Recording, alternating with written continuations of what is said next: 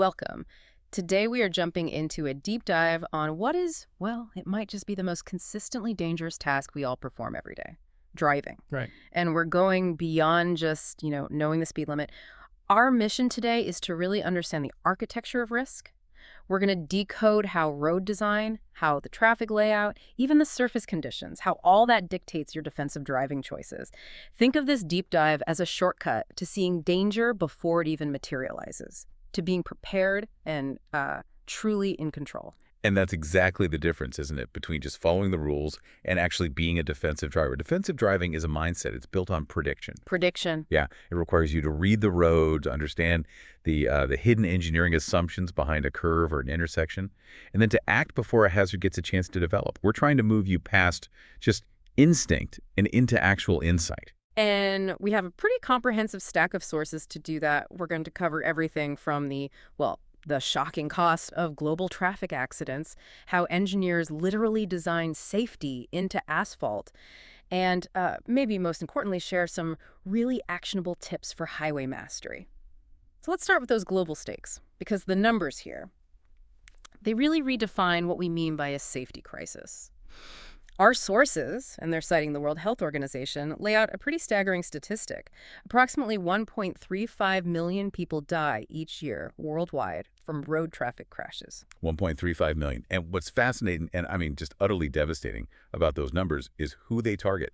Road traffic crashes are the leading cause of death globally for people aged 5 to 29 years. Wait, the leading cause? The leading cause of premature death for young people worldwide. That reframes the entire issue. It's not just, an insurance problem or a traffic problem. It's a massive public health crisis. And as your sources point out, an enormous economic drag, too. Precisely. And if we connect this to the bigger picture, the financial cost is, well, it's astronomical. Road traffic crashes cost most countries about 3% of their GDP every year. 3%. Yeah. I mean, think about that. Think what 3% of a national economy could fund. Education, healthcare, other infrastructure, all of it just wiped out by incidents that are largely preventable. That 3% figure really suggests this goes way beyond just local enforcement. This is rooted in public infrastructure and policy decisions. But what's even more disturbing is the global disparity you found. The inequality is stark. It's really stark. Low and middle-income countries, they have only about 60% of the world's vehicles. Okay. Yet they account for approximately 93% of the world's road fatalities. 93%. That gap, it just speaks volumes. It's about vehicle safety standards, the quality of the roads, and the resources available for emergency response. So understanding these stakes, the human toll, that 3% GDP cost, it brings us right back to the most basic element of driving, just obeying traffic signals and signs. Beyond the obvious legal part, what's the core engineering and safety argument for it? It really boils down to two things: safety and predictability. And it all comes down to conflict minimization. Conflict minimization. Yeah. Signals and signs, they aren't there to annoy you. They regulate the most dangerous parts of the road, which are the intersections. They're controlling the flow of energy to minimize the highest risk collisions. We're talking T-bones, head-on scenarios, all by defining who stops, who goes, and who yields. But why is that predictability element so critical? I mean, even really skilled drivers need those rules. Because the human brain processes information so much faster when it can anticipate what's coming. When everyone follows the system, it reduces driver confusion. It lets us focus our attention on other hazards like, the weather or pedestrians, instead of trying to guess what the car next to us is going to do. Ah, I see. And on a macro level, good compliance ensures smooth traffic flow, which, maybe counterintuitively, actually reduces fuel consumption and emissions because we're not all constantly stopping and starting. Okay, that breakdown of risk makes perfect sense. Now, let's apply that architectural perspective. If obeying the rules minimizes conflict, what types of environments are sort of inherently designed to maximize it? What roads are the most hazardous, according to the sources? The hazards are directly tied to design flaws or, limitations. First, let's look at rural roads. Okay. The danger there isn't just the lack of lighting. It's the high speeds combined with severely limited sight distance. The distance you can see clearly ahead. Exactly. You've got curves, hills, dense vegetation. Yeah. They all obstruct your view, and that means you can't anticipate obstacles like debris or wildlife until it's way too late. It just requires you to slow down. And then you have intersections, even the really sophisticated ones with all the signals, they're still a prime danger zone. Why is that? Intersections represent the maximum number of potential conflict points in any system. You have traffic crossing both laterally and longitudinally, and the danger is compounded when drivers violate signals. That turns a regulated flow into total chaos. And the higher the speeds, the more severe the T-bone collision is going to be when someone blows through a light. I've always found two-lane roads to be particularly tense, especially when you're trying to pass someone. And you're right to feel that way. The specific hazard of a two-lane road is that constant risk of a head-on collision. It all stems from the lack of a lateral buffer zone. You mean a physical divider? Exactly. No physical divider or barrier separating the opposing traffic. Your margin for error is essentially zero. Then we have the high-speed environments. Highways, freeways. If they've got wide shoulders and divided lanes, where does the main danger come from? Speed. Speed just amplifies everything. The severity of any accident is instantly higher. But the specific danger lies in complex maneuvers. Merging traffic, for example, on on-ramps and off-ramps. Speed synchronization there is absolutely critical. And fatigue, I'd imagine. Oh, absolutely. The monotonous nature of a long highway drive significantly increases the risk of driver fatigue, which often leads to really serious late-night incidents. And you also mentioned terrain, so curvy and hilly roads. Again, it's all about sight distance. When you can't see around a curve or over the crest of a hill, you have to slow down. You have to account for potential hazards that might require you to brake immediately. You're really relying on road engineering principles like super elevation. Which is the banking of the curve, right? Exactly, Okay. the banking. But if you exceed the design speed for that banking, well, physics takes over. And finally, the temporary one we all hate, construction zones. They're hazardous because of how rapidly things change. You've got lane shifts, temporary barriers. Yeah. It creates bottlenecks, and it really reduces driver focus.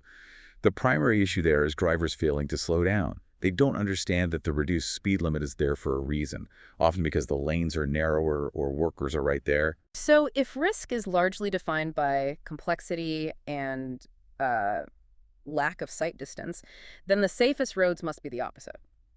Designed for simplicity and predictability. What does that architecture look like? It's all about conflict point elimination. The safest road by far is the controlled access highway, motorways or freeways. That term controlled access is the key.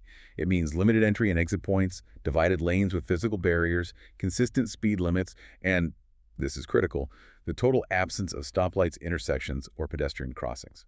So the road is basically designed for nothing but uninterrupted high-speed flow. That is the core principle. Sure. But in cities, we have to deal with pedestrians and intersections. Right. And that's where traffic calming measures come in. Things like speed bumps, raised crosswalks, dedicated bike lanes. They're effective because they force the driver to slow down and they physically separate the most vulnerable users from the cars. I used to find roundabouts really confusing, but the data seems to be unequivocal. They are safer. Why is that? Oh, they're significantly safer. And that's because they eliminate head-on and T-bone collisions. They replace them with tangential low-speed conflicts. They just dramatically reduce the number of conflict points.